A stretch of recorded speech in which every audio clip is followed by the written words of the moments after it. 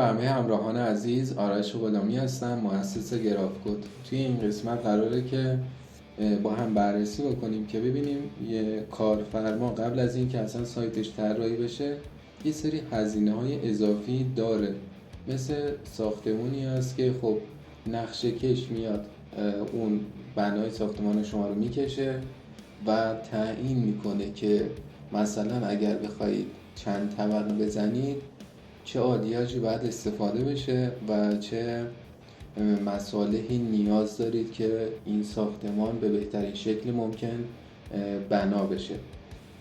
قبل از طراحی هم دقیقا همینه، یعنی کار نقشه کش رو توی اول کار ما بهتون میگیم که چیا نیاز دارید، به خاطر اینکه یک سایتی که بتونه پایه‌های محکمی برای کسب و کارتون داشته باشه به این موارد نیاز دارید و مصالحی هستن که قبل از طراحی باید بخرید، آماده بشن و بعد شروع کنیم به اینکه سایت شما رو پیاده سازی بکنیم. توی قدم اول خرید دامنه 5 تا 10 سالش مهمه، چون گوگل هم به شما یک رتبه‌ای میده که خب این بیزینس میخواد بلند مدت کار کنه و همین که دامنه .com باشه یک امتیاز بهتری برای شما داره. پس دقت کنین تمام مواردی که میگم رو در نظر داشته باشین که غیر از اینا اجرا بشه شما اصول اون نقشه کش رو زیر سوال بردین و ممکنه موقعی که ساختمان شما به چندین طبقه رسید یک دفعه از زیر فرو بریزه و اون کسب و کار شما کامل از بین بره. پس خیلی مهمه که مواردی که گفته میشه رو کامل درک کنید که یک سری اصول هست که اینا رو میگیم. خب دامنه .com گرونتره، 5 تا 10 سالش خب هرچی سال بیشتر میشه هزینه های بیشتری داره. میتونید سرچ کنید، حالا یا من توی ویدیوهای بعدی یک نمونه براتون میذارم که مثلا 5 ساله چقدر میشه هزینهش، 10 ساله چقدر و الی آخر.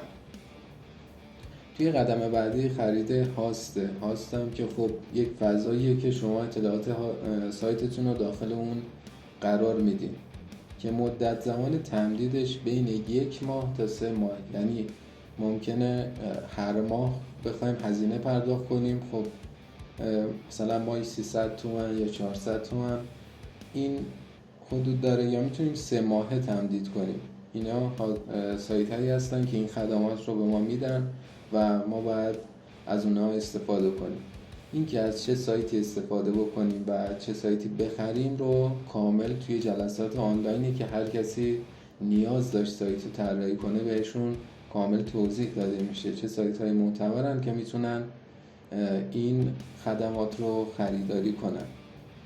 مورد بعدی اینه که چرا CDN ایران گذاشتیم؟ به خاطر اینکه هاست رو ما همیشه خارج از ایران میگیریم، به خاطر اینکه قطعی اینترنت سالیانه داخل ایران خوب زیاده و همین باعث میشه که گوگل وقتی میاد میبینه سایت شما دسترس خارج شده اون حالت رتبه‌ای که قراره به شما بده رو کمتر میکنه و خب ما خاطر اینکه از قطعی اینترنت جلوگیری کنیم و این مورد برای ما پیش نیاد میایم خارج از ایران مثل آلمان هاست رو میگیریم و CDN ایران فعال میکنیم که ارتباط بین مسیر کاملا برطرف شده باشه، هم کاربرای ایرانی بتونن خوب استفاده کنن و هم کسایی که از IP های مختلف میان.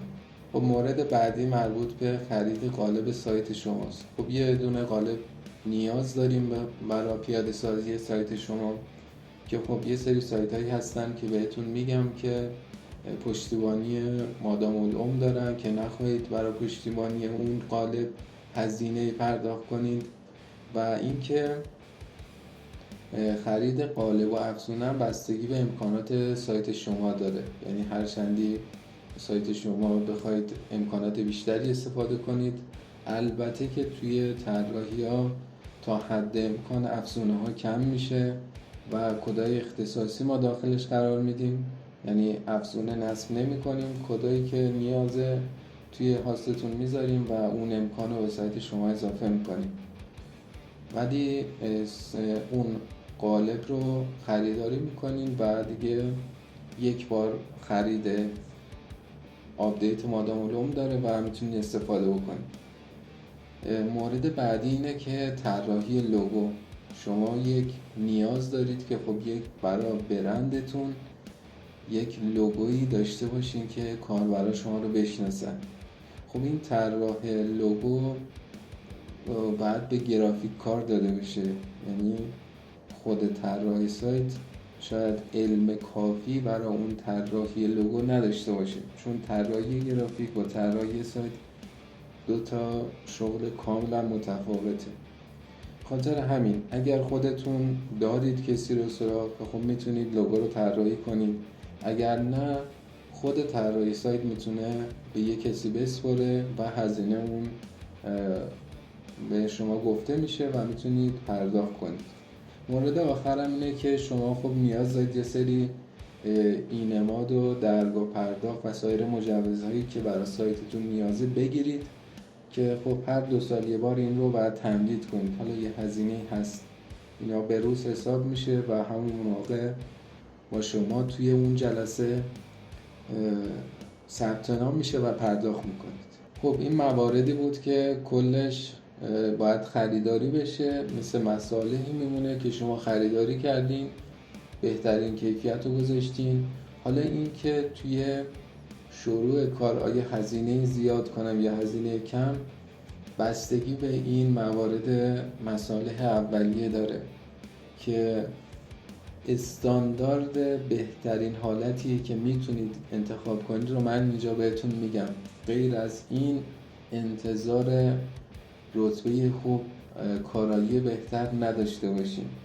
همشون دلیل داره. توی جلسات آنلاین بهتون کامل توضیح میدم که چرا از فلان سایت مثلا این دامنه رو باید بخرید با این هزینه.